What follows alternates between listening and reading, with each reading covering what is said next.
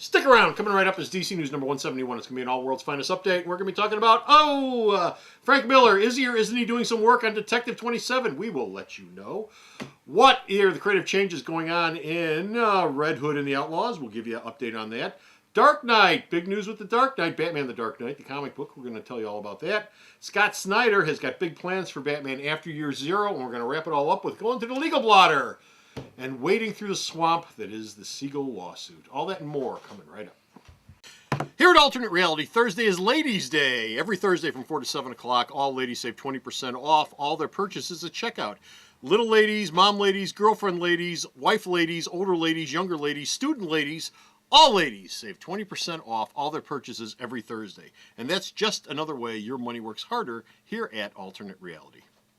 When I have diarrhea, I stay home. DC News. We try to treat you like you have a brain. Insert your joke here. DC Comic Book News, episode 171, Tempestuous. Are we all set? We are. So what do we do first? We say, We say, hey kids, comic book fans here, welcome to my video outhouse. Bo! Hey folks, how you doing? Comic Book Man here. Welcome once again to my video outhouse. Bo! Yeah. What time is it? It's time for the CBS Evening News. Isn't that Oh, exactly shut up. No, it's not. It's time for DC News. We're doing Coming our to you news from set. this place. Alternate Reality. Look at the intersection of 111 Dickensian, beautiful downtown Mount Greenwood. Alternate Reality are all my new comics, especially my DC comics. Are always 15% off every day for everyone. We are a couple of hours after the big Svengoolie Day here at Alternate Reality.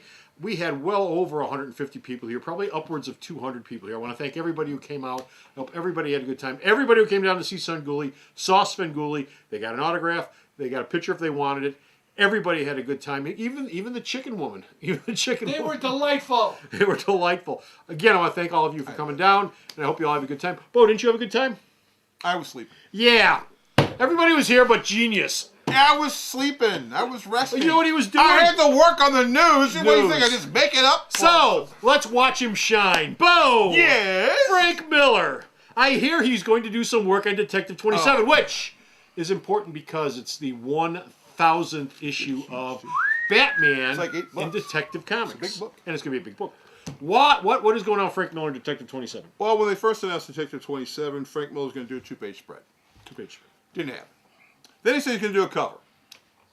Okay, we're doing a variant cover. Cool, we're doing the B cover. So guys like him put a big orders for this thing because you're going to get the variant cover. Then all of a sudden DC said, there's not going to be a variant cover.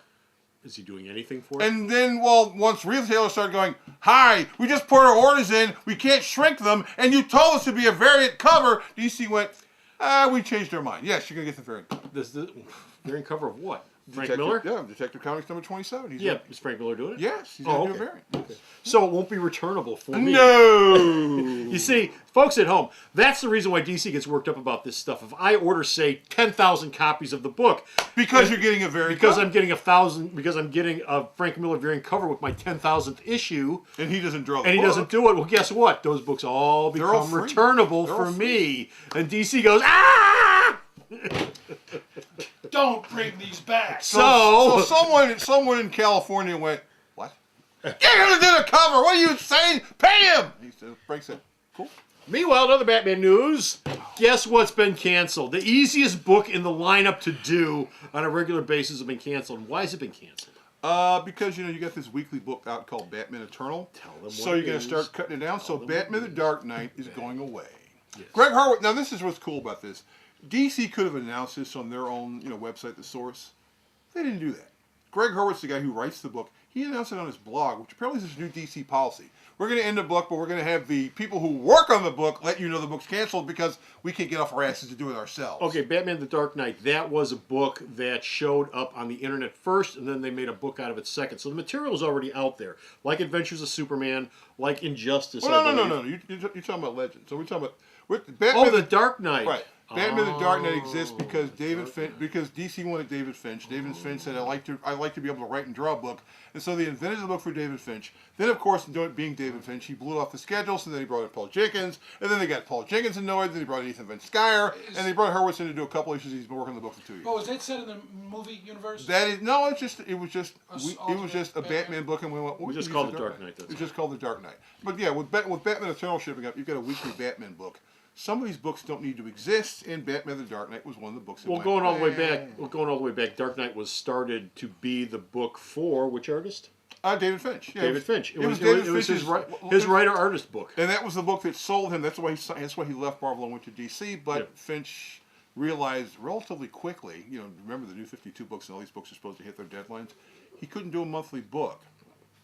And so the book fell off the wayside. Well, I think only 4 issues of it got out before the New 52. Yeah, the New started 52. over And then he said, hi, Paul Jenkins, hi, you want to come over here and write the book? Because he's having a real easy time drawing the book, but he's having a real hard time writing the book. Okay. Creative changes on Red Hood and the Outlaws. Who's on it? Will Pfeiffer, who hasn't worked for DC in 2 years, he worked on Hero. He said he was sitting in his office doing whatever he did because he hasn't worked in comics for a while. He got a phone call from DC, said, hi, would you like to put in a pitch for Red Hood and the Outlaws? Because we really need a writer, and we're not canceling the book. And he went, well, I haven't worked for you guys in 2 years. And he went, oh, it doesn't matter. Just come back. So Pfeiffer's back. Why hasn't he worked for them in 2 years? He Because he had one of those wonderful divorces from DC? No, Will Pfeiffer actually, before he started working over DC, worked in newspapers and he worked in advertising. So he had an actual, what you would call a real job. Okay. 0 Year over in the Batman universe. It's getting ready to wrap up. What's up with that? Well, Scott Snyder's and Greg Capullo's 0 Year was supposed to end, the Dark City arc was supposed to end with 28. That's the third arc. That's the third arc. But then Snyder came up with this idea. He said, I'm going to do something cool. So Snyder, James Tynion IV, who's basically Snyder's buddy, and Justin Nguyen are going to do an issue that takes place in the future of the DC universe. And so what you're going to get with this special issue 29, you're going to get a look ahead at what he's planning for 2014. And so you're going to look at that and you're going to go, wow, this is going to happen? How the hell's it going to get to that point? Wait a minute, this is going to happen? How's it going to get to that point? This book will basically tell you how it's going to hit to that point. And they're also introducing a brand new character who's a girl who carries this very large gun over her shoulders. Why not? Why not? Why not? What do they call her? War Machine? Well, no, they can't use that one. Marvel will sue it. Call her Gunny Gertrude. Gunny Gertrude! Gunny Gertrude. Chick with guns always sells. This World's Finest Update, of course, would not be complete unless we went to Krypton and did something from the Superman family. And we're going to the Legal Blotter to give you what I think will be probably the final update. No.